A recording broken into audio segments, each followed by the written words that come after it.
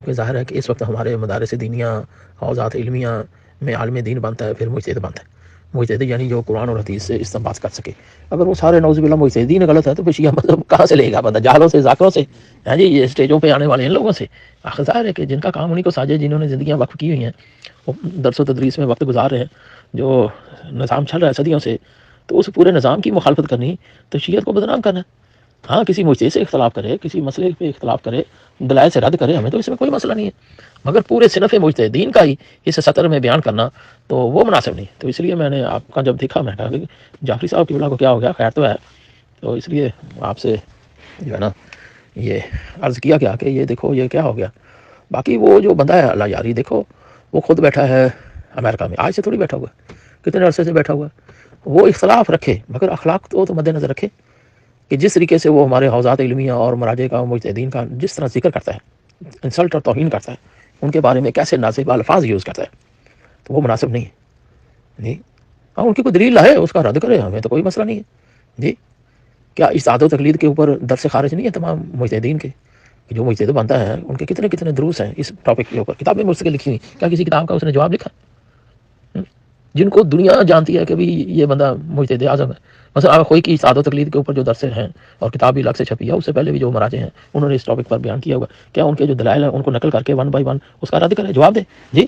یہ کیا ادھر بیٹھ کر لگا ہوا ہے وہ اس طریقے سے نعوذ باللہ مجتہدین کی شان میں اور فقہا کی شان میں نازیبا الفاظ بیان کرتے ہوئے، وہ کیا کون سے مذہب کی خدمت کر رہا ہے؟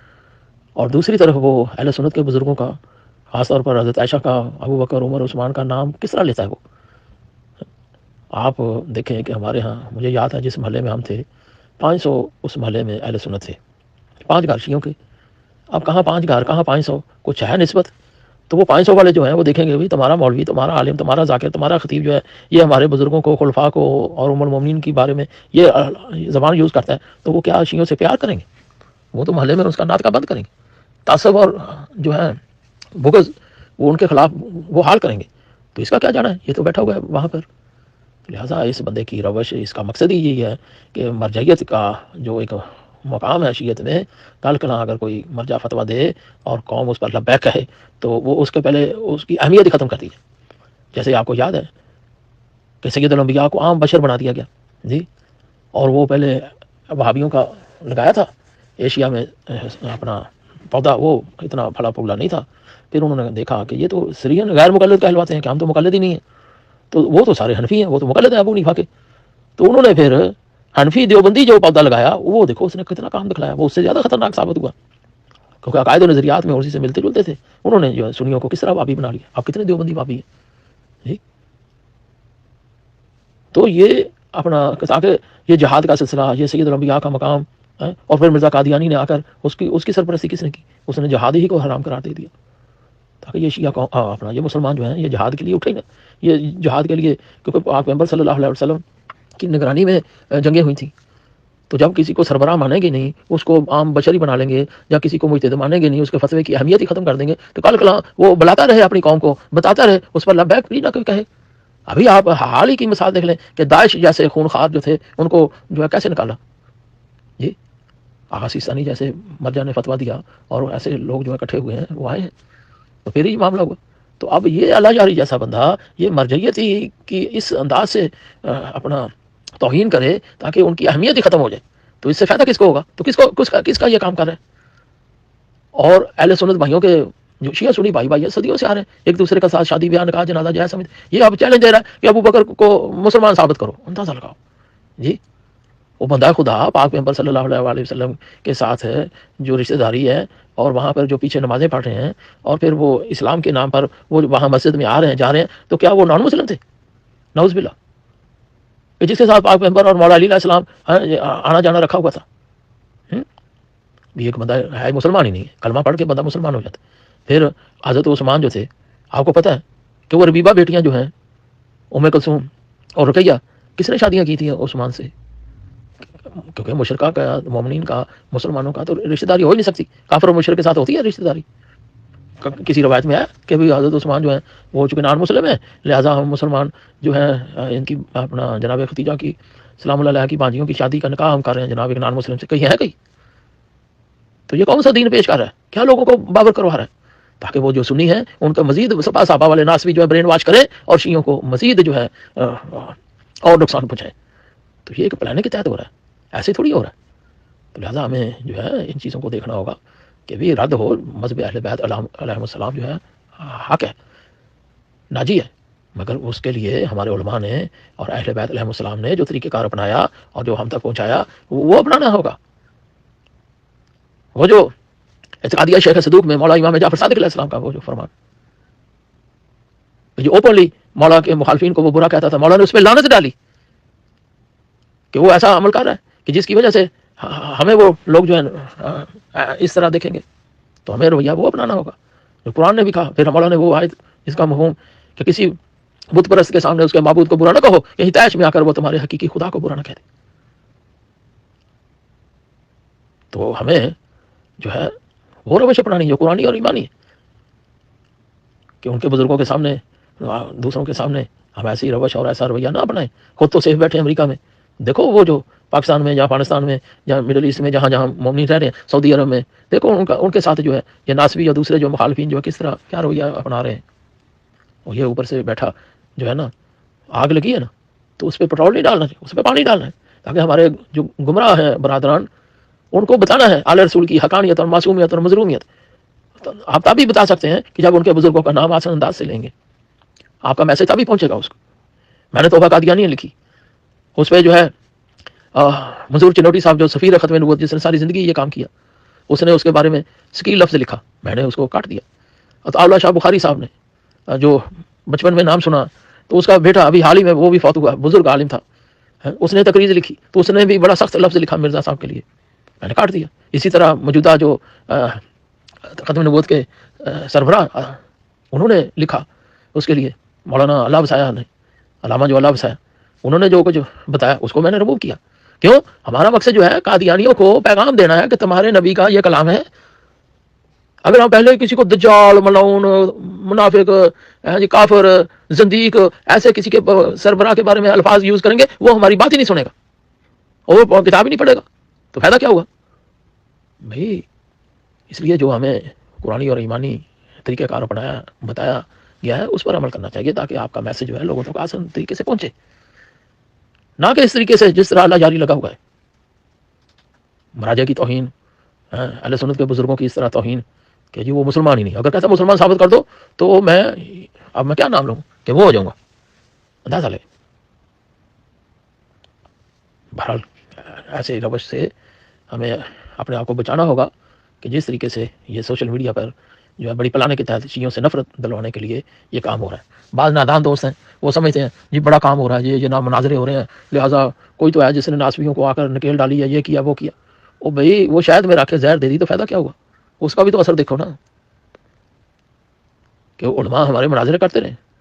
علامہ ہلی آپ کے سامنے ہیں، شبہ پشاور آپ کے سامنے ہیں، کتنے مناظرے ہوئے. علمی دلائل سے گفتگو ہوتی ہے اور ہمیشہ جب حق آتا ہے باطل مٹ جاتا ہے. ان الباطل کان زہوقا، اور باطل یقیناً مٹ جانے والا، وہ نہیں ٹھہرتا. مگر اس کا طریقہ کار وہ جو ہمارے علماء نے، جو امام معصومین علیہ السلام نے، امام رضا علیہ السلام نے مناظرے نہیں کیے مامون رشید کے دربار میں، تو انہوں نے جس طریقے سے کیے اسی طریقے سے جس طرح ہمارے علماء نے کیے. علامہ ہلی نے مناظرہ کیا، کتنے لوگ جو ہے شیعہ ہو گئے جی. شبہ پشاور میں دیکھو جا کر ہر رات کتنے راتیں مناظرہ ہوا اور اخباروں میں چھپتا تھا، بعد میں شبہ پشاور جو ہے کتاب کی شکل میں وہ چھپ گیا.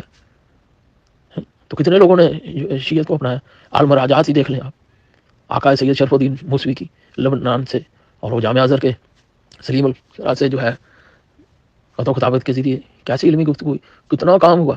اور اس کا ترجمہ دین حق اور مناظرہ مصر اور مذہب اہل بیت کے نام سے جو ہے کتنے ترجمے ہو گئے، چھپے. وہ لوگ پڑھتے ہیں دیکھتے ہیں دلائل سے کہ علماء کے درمیان کیا گفتگو ہوئی ہے. تو اس طرح اعلی رسول کے مذہب کی حقانیت اور معصومیت اور مظلومیت جو ہمارے بزرگوں نے پہنچائی ہے اسی کے مطابق آگے چلنا چاہیے، نہ کہ یہ اللہ جاری والا طریقہ یہ جو اس نے اپنایا ہوا ہے.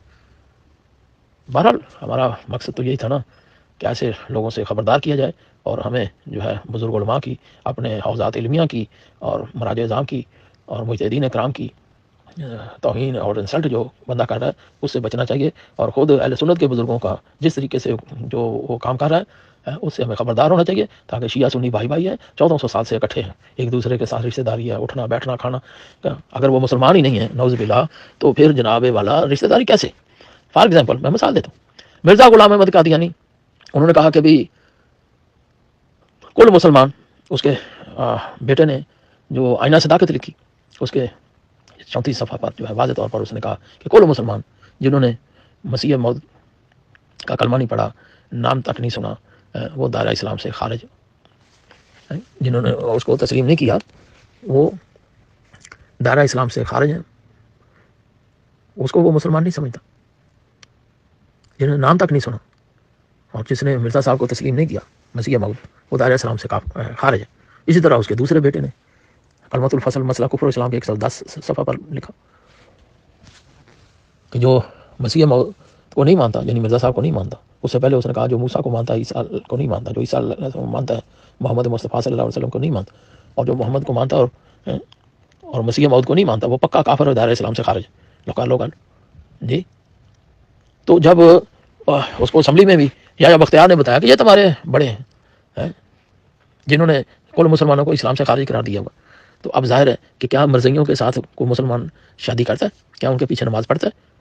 ذرا بتائیں جی، کیونکہ ان کے نزدیک مسلمان کافر ہیں اور مسلمانوں کے نزدیک قادیانی مرزا غلام احمد قادیانی وہ کافر ہے، کیونکہ نبوت کا منکر جو ہوتا ہے کافر ہوتا ہے، اور مرزا صاحب جو ہیں وہ مدعی نبوت ہیں، تو لہٰذا ان کے مذہب کے مطابق جو ہے مسلمان کافر ہیں، اور مسلمانوں کے نزدیک شیعہ سنی دیوبندی اہل حدیثوں کے نزدیک جو ہے مرزائی قادیانی کافر ہے نا۔ تو ان کے ساتھ شادی بیاہ نکاح جنازہ نہیں ہوتا۔ کبھی دیکھا آپ نے کہ مرزائیوں کے پیچھے جا کر اہل سنت کے علماء یا شیعہ علماء جا کے نماز پڑھتے ہوں؟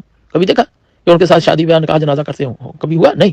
اس کے برعکس حضرت ابوبکر، حضرت عمر، حضرت عثمان، اور وہ خود وہ مسلمان تھے، ان کے پیچھے نمازیں ہوتی تھی، ان کے ساتھ رشتہ داری ہوتی تھی، اور ان کے پیروکاروں کے ساتھ آج تک اہل سنت جو ہمارے بھائی ہیں ان کے ساتھ کھانا، شادی بیاہ نکاح جنازہ آج تک ہو رہا ہے۔ کیوں ہو رہا ہے؟ چونکہ ہم شیعہ مذہب کے مطابق حضرت ابوبکر، حضرت عمر، حضرت عثمان یہ جو ہیں مسلمان ہیں، اور ان کے پیروکار بھی مسلمان ہیں، ناسبیوں کی بات نہیں کر رہا۔ تو جب وہ مسلمان ہیں انہیں مسلمان کے ساتھ ہی شادی بیاہ نکاح جنازہ جائز ہوتا ہے۔ آج بھی کتنے شیعہ مومنین ہیں جن کی رشتہ داری اہل سنت کے ساتھ، کیا مرزائیوں کے ساتھ ہے؟ کیا مرزائیوں کے ساتھ رشتہ داری ہے؟ نہیں۔ تو یہ اللہ جاری کیا میسج دے رہا ہے کہ ابھی ابوبکر، عمر، عثمان جو ہے وہ پہلے ان کا اسلام ثابت، وہ مسلمان ہی نہیں ہے، وہ کافر ہے۔ اندازہ لگاؤ، اگر وہ کافر ہوتے تو پھر ان کے پیروکار کس طرح مسلمان ہوتے؟ دیکھو جس طرح میں نے مثال دی، مرزا غلام احمد قادیانی کافر ہے، ٹھیک، اس کے پیروکار کس طرح جو ہے مسلمان ہوں گے؟ اس لیے ان کے ساتھ شادی بیاہ نکاح جنازہ نہیں ہے۔ خود مرزا غلام احمد قادیانی کا بیٹا جو فجا تھا، اس نے جو ہے اپنے باپ کے کہنے پر طلاق دے دی تھی، محمدی بیگم کے ہاں رشتہ داری تھی اس کی، تو اس نے طلاق دے دی، اتنا فرما بردار تھا، مگر وہ اس نے مرزا صاحب کو نبی تسلیم نہیں کیا تھا۔ مگر جب وہ فجا فوت ہوا تو اس کے جنازے میں نہ مرزا صاحب شامل ہوئے، نہ ان کی کوئی بیعت کرنے والا جماعت والا بندہ کو اس کے جنازے میں شریک ہوا۔ کیوں؟ ان کے نزدیک وہ مسلمان ہی نہیں تھا۔